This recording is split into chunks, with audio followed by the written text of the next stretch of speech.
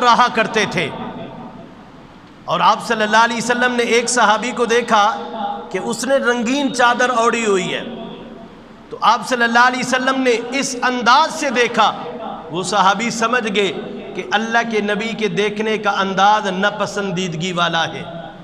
صحابی رسول نے اس چادر کو اتارا، کسی کو دی نہیں، گھر میں جا کے فوراً چادر کو اتار کے آگ میں ڈال دی۔ فرمایا جو چادر، جو رنگ، جو کپڑا میرے نبی کو پسند نہیں ہے وہ میرے وجود پہ بھی نہیں رہ سکتا، اور میں صدقے کے لیے بھی کسی کو نہیں دے سکتا۔ اگر وہ بن سکتا ہے تو جلانے کے قابل بن سکتا ہے۔ صحابہ کرام ایسے لوگ تھے، اور اصل میں انہیں رسول اکرم صلی اللہ علیہ وسلم کی ہر بات پر، ہر ارشاد پر، ہر پیش گوئی پر ایسا یقین تھا کہ شاید ہمیں آسمان کے بلند ہونے، زمین کے پست ہونے، دن کے روشن ہونے، رات کے تاریک ہونے، بلکہ اپنے وجود پر ویسا یقین نہ ہو، اور ان کا یقین تھا کہ ہر بات جھوٹی ہو سکتی ہے، ہر خبر غلط ہو سکتی ہے، مگر جو بات آقا کے منہ سے نکلی ہو، جو خبر آقا نے دی ہو، وہ جھوٹ اور غلط نہیں ہو سکتی۔ اتنا کامل یقین تھا۔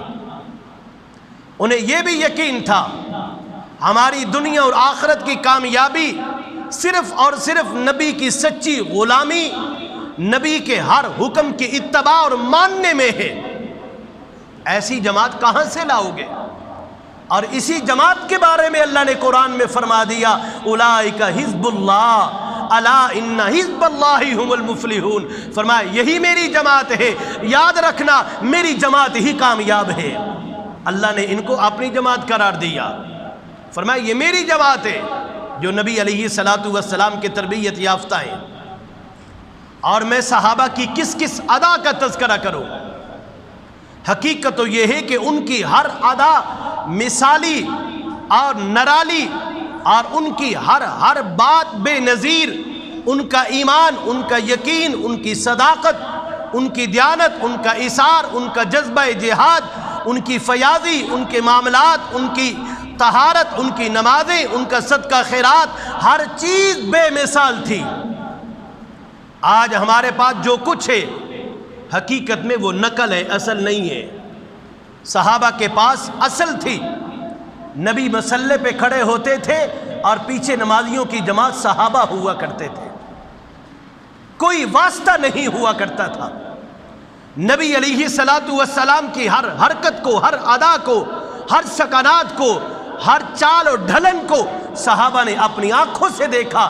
میں نے تو سنا ہے، میں نے تو پڑھا ہے، میں نے اپنے بڑوں سے سنا ہے، اپنے بڑوں کی کتابوں میں پڑھا ہے۔ نبی کا چہرہ ایسے تھا، نبی کی نماز ایسے تھی، نبی کا جنازہ ایسے تھا، نبی دعا ایسے مانگا کرتے تھے، نبی گفتگو ایسے کیا کرتے تھے۔ لیکن صحابہ نے یہ سارا نظارہ اپنی آنکھوں سے ایمان کی حالت میں کر کے دیا۔ اور اس لیے تو اللہ رب العزت نے بتا دیا کہ یہ مقدس جماعت ہے۔ میں کہہ رہا تھا کہ آج ہمارے پاس جو کچھ ہے یہ نقل ہے، صحابہ کے پاس اصل تھی۔ ہماری تقریروں میں اصل نہیں، اثر سے خالی ہیں، ہماری دعائیں روح سے خالی ہیں، ہماری نمازیں خشوع سے خالی ہیں، ہماری عبادتیں مغز سے خالی ہیں، ہمارا صدقہ خیرات اخلاص سے خالی ہے۔ صحابہ کرام کی ہر عبادت میں، ہر دعا میں، ہر صدقہ خیرات میں یہ ساری کی ساری چیزیں پائی جاتی تھیں۔ وہ معاملات میں کیسے تھے؟ آپ نے بہت سارے نمازی ایسے دیکھے ہوں گے کہ جو نماز کے پابند ہوں گے لیکن معاملات میں بڑے کمزور ہوں گے، کم تولنے والے ہوں گے، ملاوٹ کرنے والے ہوں گے، جھوٹ بولنے والے ہوں گے۔ ایسے ہی نمازی حقیقت میں نماز کو بدنام کرتے ہیں، مگر صحابہ کرام کی خشوع اور خضوع والی طاقتور نمازیں اور انہیں گناہوں سے روکا کرتی تھی۔ آج میں گناہوں سے کیوں نہیں رک رہا؟ آج میری وہ بیٹری کام کیوں نہیں کر رہی؟ میری نماز کی ادائیگی کی وجہ سے جو طاقت اور قوت میرے دل کو ملنی چاہیے تھی، میرے ہاتھوں کو ملنی چاہیے تھی، میرے کانوں اور آنکھوں کو ملنی چاہیے تھی، میرے دل و دماغ کو ملنی چاہیے تھی، میری شرمگاہ اور پاؤں کو ملنی چاہیے تھی کہ جس کی وجہ سے میں گناہوں سے رک جاؤں۔ آج عبادات کی وجہ سے وہ طاقت نہیں مل رہی، اور اس طاقت نہ ملنے کی وجہ سے میں گناہ بھی کر رہا ہوں، نماز بھی پڑھ رہا ہوں، قرآن کی تلاوت بھی کر رہا ہوں، سب کچھ کر رہا ہوں۔ تو حضرات محترم، وہ ایسی جماعت تھی کہ وہ دوسروں کا حق کھانا تو دور کی بات، آج اعتراض کرنے والے تو یہی کہتے ہیں نا، دوسرے کا حق کھا لیا۔ ذرا ان کی زندگی کا مطالعہ کرو۔ اللہ کا قرآن کہتا ہے وَمَن یُوقَ شُحَّ نَفْسِهِ، وہ ایسی جماعت تھی کہ دوسروں کا حق تو کیا کھائے، ان کا حال تو یہ تھا کہ وہ اپنا حق بھی دوسروں کے لیے چھوڑ دیا کرتے تھے۔ ایسی جماعت کہاں سے لاؤ گے؟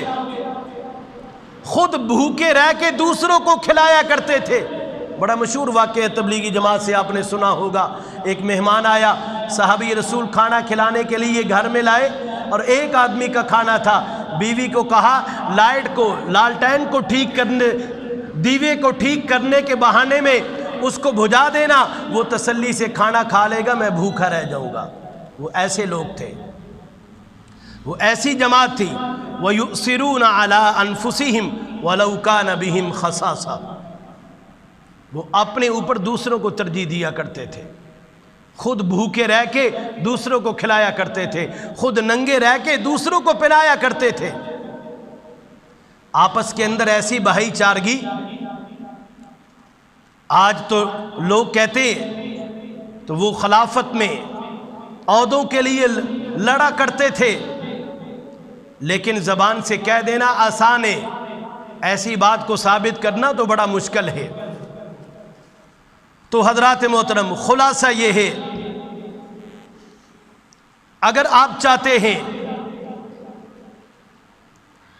کہ ہم اللہ کے پیارے بن جائیں،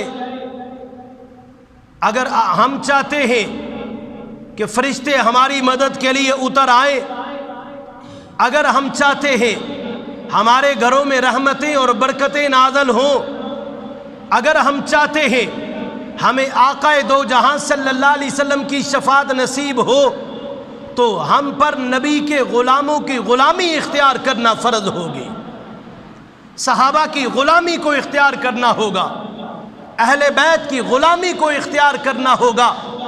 آج ملک پاکستان جو اسلام کے نام پہ آزاد ہوا، جس کا نام اسلامی جمہوریہ پاکستان، اور اسی ملک پاکستان کے چوراہوں پہ، چوکوں پہ، روڈوں پہ کھڑے ہو کے صحابہ کرام کے خلاف بازاری زبان استعمال کرنے والوں کے خلاف اگر ایکشن نہیں ہو رہا تو یہ ریاست کا قصور ہے، یہ حق ریاست کا بنتا ہے، اور ریاست کے اداروں کا حق بنتا ہے ایسے لوگوں کے خلاف کارروائی کی جائے اور فرقہ واریت کے بازار کو بند کیا جائے۔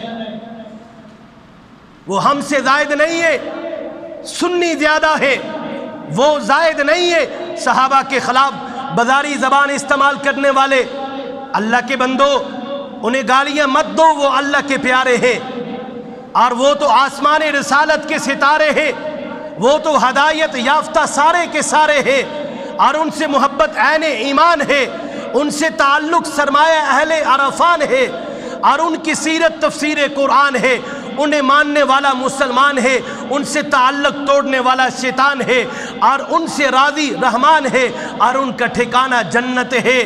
اور سوچو تو صحیح، اور ان کا ہم پر کتنا احسان ہے۔ آج یہ قرآن، یہ نماز، یہ ایمان، یہ حج، یہ عمرہ، یہ عبادت، یہ تراویح، یہ سب کچھ کس کے صدقے ملا؟ صحابہ کے صدقے ملا۔ آج ان کو مشکوک بنا دو گے، نماز مشکوک، قرآن مشکوک، عبادت مشکوک، عبادات مشکوک، ریاضت مشکوک، دعائیں مشکوک، نبی مشکوک، انبیاء مشکوک، ملائکہ مشکوک، اللہ مشکوک ہو جائے گا۔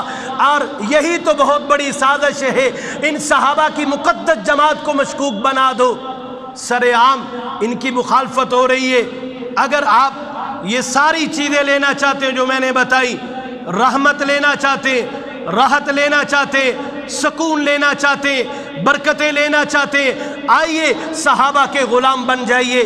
دعا ہے کہ اللہ رب العزت مجھے اور آپ کو عمل کی توفیق عطا فرمائے، سنتیں ادا